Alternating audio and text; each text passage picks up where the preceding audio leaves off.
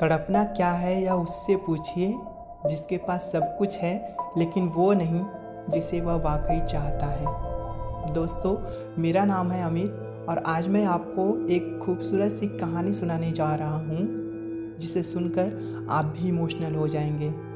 बात उस समय की है जब मैं और मेरा सहायक बिहार के छोटे छोटे गांव में जाकर ज़रूरतमंद बच्चों के लिए पाठशाला तैयार करवा रहे थे। एक ऐसे ही छोटे से गांव में हम एक दिन स्कूलों का मुआयना करने पहुंचे ही थे कि अचानक से बरसात शुरू हो गई। बारिश तेज थी और रुकने का नाम नहीं ले रही थी। तो मैं और मेरे सहायक ने किसी झोपड़ी में ठहरने का निश्चय किया और वहीं पास के एक झोपड़ी में जाकर दरवाजे को खटखटाने लगे। अंदर से एक आदमी ने दरवाज़ा खोला और हम लोग अंदर चले गए। झोपड़ी के अंदर जाने पर हमने देखा कि झोपड़ी के मालिक ने झोपड़ी को 2 भागों में बांट रखा था। एक भाग दिन में बैठने के लिए और रात होने पर बेडरूम बन जाता था और वहीं दूसरा हिस्सा रसोई घर का था, जिसमें से एक बच्चे के रोने की आवाज़ आ रही थी और उसकी माँ उसे लगातार चुप किए जा रही थी।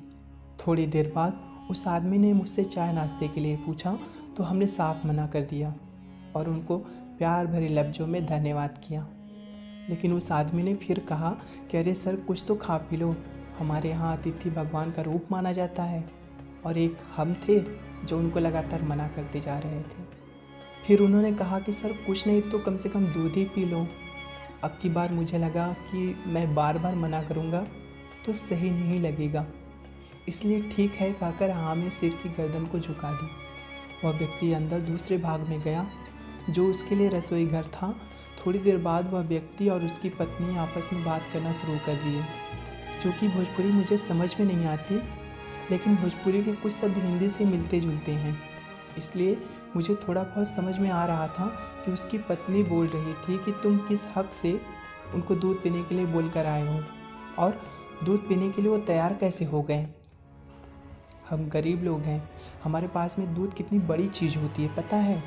और तो और हमारे पास छोटा सा बच्चा भी है, उसको भी तो दूध पिलाना है, तो क्या वह छोटे से बच्चे के हक का दूध पिएंगे। वे सभी बातें करते करते आपस में लड़े जा रहे थे और औरत लगातार बोले जा रही थी कि चाय नाश्ता करा दो, दूध ही क्यों।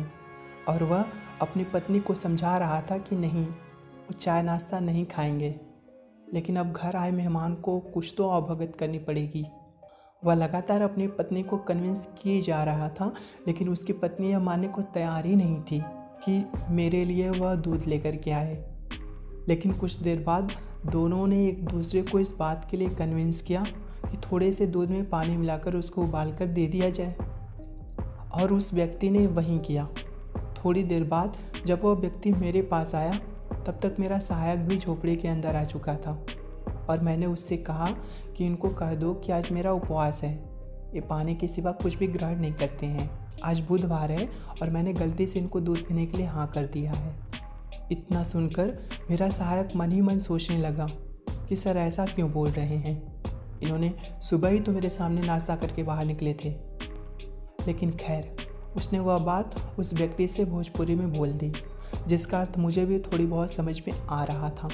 इतना सुनने के बाद वह व्यक्ति उदास सा होकर बोला, सर आप हमारे घर पर आए हैं और आपने कुछ खाया पिया भी नहीं। फिर उन्होंने कहा कि ठीक है, जैसी आपकी मर्जी, लेकिन बुधवार का व्रत कौन करता है भला।